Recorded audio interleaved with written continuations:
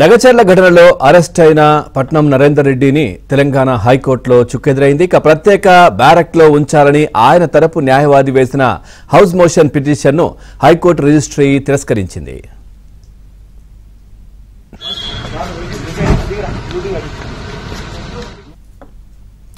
హైకోర్టుకు సెలవు కావడంతో న్యాయవాది హౌస్ మోషన్ పిటిషన్ వేశారు. చర్లపల్లి జైల్లో నరేందర్ రెడ్డిని నేరస్తులతో కలిపి ఉంచారని మాజీ ఎమ్మెల్యేను స్పెషల్ బ్యారక్లో ఉంచాలని న్యాయవాది కోరారు. పిటిషన్ను పరిశీలించిన హైకోర్టు రిజిస్ట్రీ కొట్టేశారు.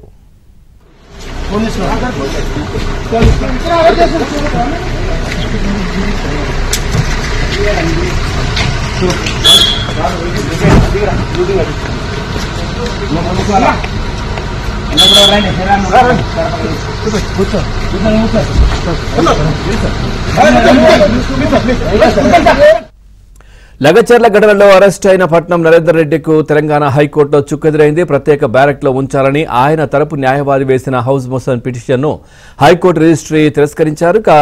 ఇదే విషయానికి సంబంధించి మరింత సమాచారాన్ని మా క్రైమ్ కరెస్పాండెంట్ ప్రవీణ్ అందిస్తారు. ప్రవీణ్, పూర్తి డీటెయిల్స్ ఏంటి? ఇప్పటికే చర్లపల్లి జైల్లో జ్యుడిషియల్ రిమాండ్ లో ఉన్న కొడంగల్ మాజీ ఎమ్మెల్యే పట్నం నరేందర్ రెడ్డిని ప్రత్యేక బ్యారక్ లో ఉంచాలని కోరుతూ హౌస్ మోషన్ పిటిషన్ దాఖలు చేయడం జరిగింది.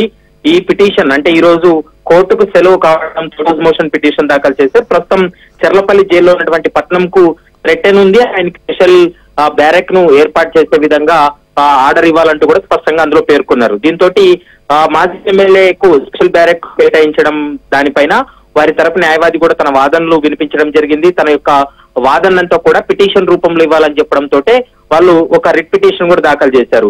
అయితే పిటిషన్ ను పరిశీలించిన తర్వాత హైకోర్టు రిజిస్ట్రీ దాన్ని తిరస్కరించింది.